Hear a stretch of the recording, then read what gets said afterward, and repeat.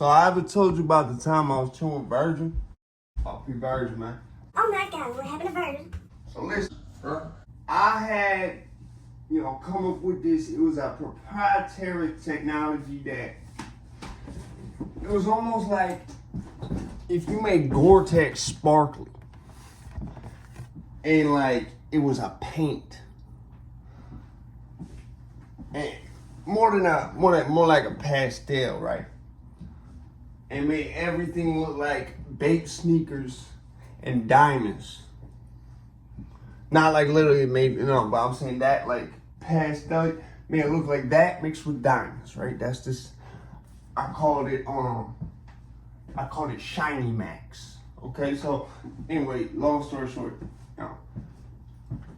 Louis Vuitton owns, well, not owns, but they temporarily, there's a hold on the patent for Shiny Max because, oh my God, what happened at Virgin?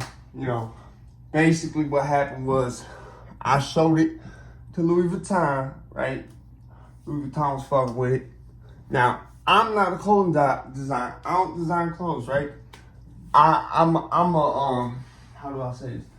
Like, I work with I'm a chemist. I'm a chemist and I'm a alchemist, and I'll you know what I'm saying? I make like chemical components and shit, and like substances. Like I make that. So like things that are like I make chemicals, and so I had basically like, I ain't gonna get into it like what it was, but I basically invented this shit on accident, right? Because I'll be on some Stephen Hawking shit without the robot voice, right? I invented it on accident, right? Ooh, the world's going crazy, right? So, basically, Louis, right, flies me out. Boom, I'm in Italy. They go, hey, man, listen, I don't understand what they're saying, so we got to translate, right? And they basically say, listen, we're going to have you work with Virgil.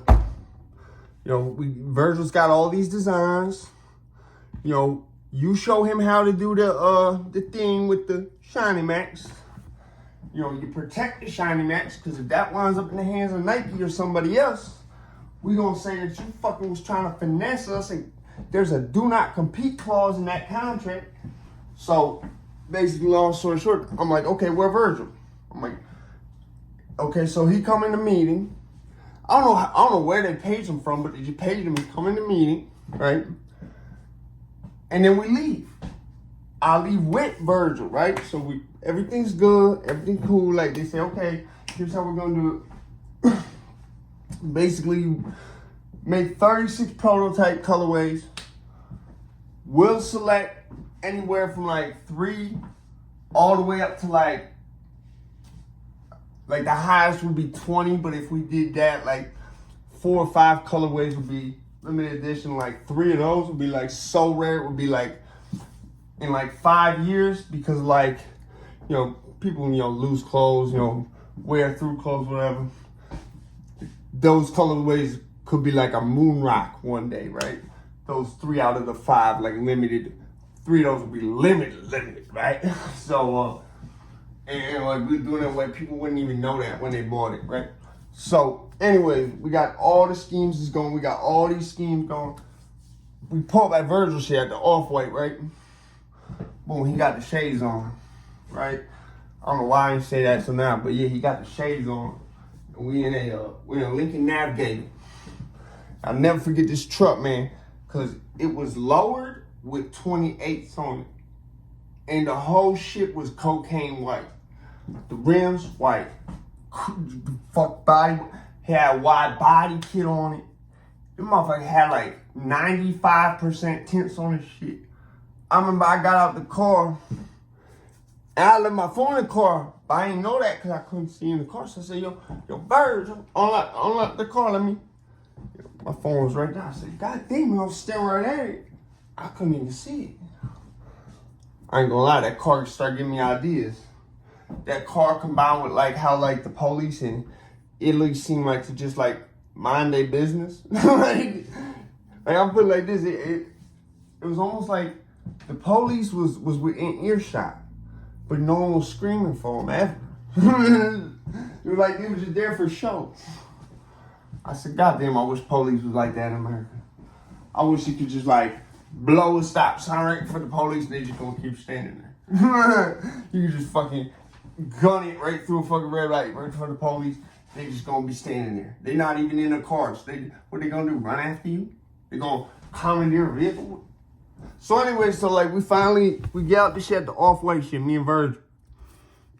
And Virgil like, he goes, I'm gonna show you how to I'm gonna show you the machinery and shit, and you can show me how to basically how, because there was a certain technique and like, you know, finer aspects to how you had to handle this shiny max. You know what I'm saying? You couldn't, there was certain preparation that had to be done for it, and then on top of that, application had to be on. You could put it like this: you couldn't apply it on leather. You could apply it on, well, I'm gonna put it like this: you could apply it on suede. You can't apply it on leather. You know what I'm saying? You could apply it on pleather, not leather. So it had little shit like that where it wouldn't, there was certain shit it just wouldn't hold to. You know what I'm saying? Like I said, I discovered this shit on accident, right? So basically, like, I'm breaking it down to him. I'm like, yeah, you know what I'm saying? Cotton, cool. Suede, cool. No leather. No pleather. Pleather, cool. No vinyl. Actually, no, vinyl it would do vinyl. There's no silk. It won't do no silk. No silk. No silk, no leather. It'll do nubuck. It'll do vinyl. It'll do suede. It'll do pastels. It'll do cotton. So like, keep in mind, like, this shit was damn near universal. But put it like this: when you're applying it to cotton versus when you was applying it to nubuck, two different things. So I'll break that whole shit down for you, right? Virgil goes, he sits down on the couch. This is a key plot point. This is important. He sits down on the couch. So I'm like, Virgil, you know, what we doing with these pants, man? Because to my knowledge, Virgil was going to make the prototype pants, and I was only there to show him how to apply the Shiny Max. So I'm like, Virgil, what we doing with these pants? He goes, you got it. I'm like, but Virgil, no, I'm like, I showed you how the machines work.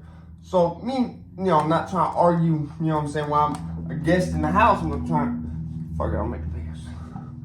So I start making pants and shit. I'm like, Virgil, what happened if they don't pick none of them? Like, they don't like none of the prototypes. He don't say nothing. I said, Virgil. I like, wait, he go like this. Like, raise both eyebrows, like he was in a smoke shop or something. Like, he wanted to do some run smoke shop. You know how sometimes they be fun with that eyebrow, some people, man. I've seen with smoke shop owners occasionally, only like one or two, but anyway, yeah.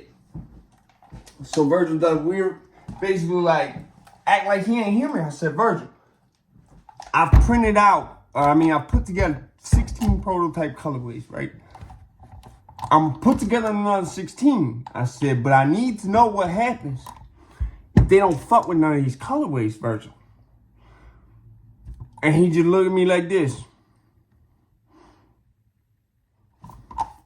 And at that point, I said, okay, I don't get what all these flamboyant, like, he's taking the base hand gesture and making it weird for some reason. Like, this wouldn't have been weird, but that was weird. I didn't understand why the head tilt and shit. It's almost like how Tony Yale, whenever he do an interview, his head is tilted like this in every interview. You ever notice that? So anyway, that's the last interaction me and Virgil had for this was supposed to be a 4-day trip. I was in fucking the off-white shit in Italy with Virgil. Virgil on the couch for my fucking 16 weeks. That shit was like basic training with specializations and all that shit. It was like It was like almost like I had gone to basic, and it was supposed to be a 4-day fucking shit. Virgin. You know what I'm saying? Because he died and shit, I figured that sleep dog lie and shit, right? So I get these pants done, right?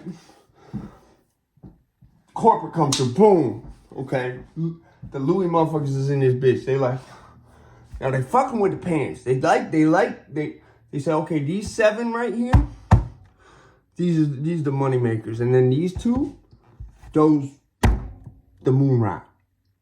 We're gonna take these 9. Good work.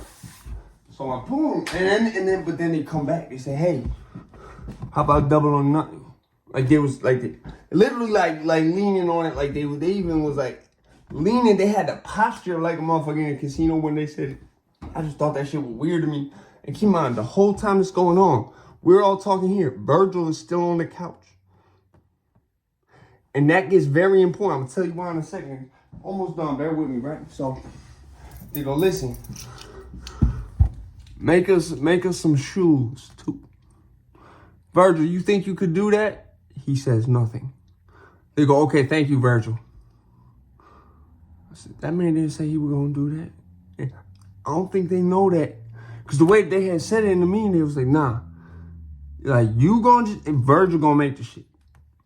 So at this point, I'm like kind of tripped out because I'm like, do they know I made the shit?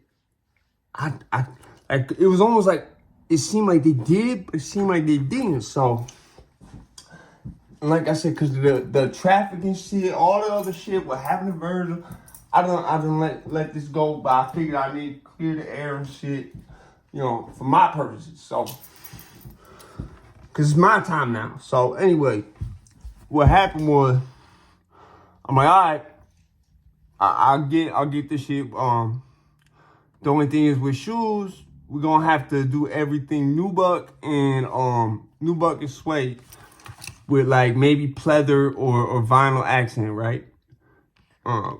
If we do leather, it can't be applied. It won't adhere.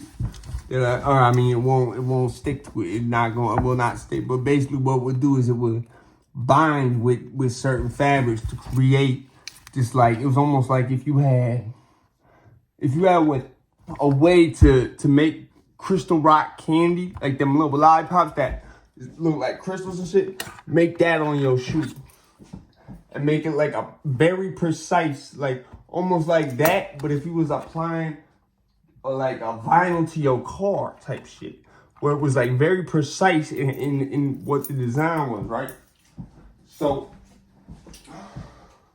I'm like, he just had me make all these pants that he was supposed to make. Then they gonna put Virgil name on this shit. No, Virgil ain't even make this shit. So I'm like, fuck, whatever. So that night I go to bed in my hotel room, come back. Every time I came back in the Virgil shit, I never saw him get off the couch once he sat down. So we're talking about for 16 weeks. Every time I came into this motherfucker off-white shop, I guess I'll call it, because it's not a shop. It was almost like a wood shop or a metal shop, like industrial art shit when you was in public school. It's almost like that, but just make it off-white. So once he had shown me all the machines and shit, like, keep in mind, by the time they tell me to make shoes, I've already been in this bitch for like 8 weeks. Like, you feel what I'm saying? I'm not even getting paid. I already got paid. And I spent that shit like I was only gonna be there for 4 days. I ain't spent like, but put some of it up. So anyways, we get the shoes done, right? I get the shoes done. They go, okay. What's this one? And I noticed that they're acting a little different. Like they wasn't just ready. You feel what I'm saying? And I'm like, I'm gonna keep it 100. He has got off the couch the whole time. Just on me. And so, without saying nothing, they go, I like these 3 right here. We'll take that one. And then these 5, that's the moon rock. But it's gonna be more moon rock because shoes sell for more. And on top of that, these is gonna be even fewer quantities. You know what I'm saying? So, and then they lean, and we going listen. That cut that you saw for Virgil on the contract, right? We gonna give you that. He's still, but he not gonna know that you got that. Cause there's we didn't even know that was going on. Anyway, I'm out there bit, man. That was a story about how I helped Virgil. We was making some shoes and shit, man.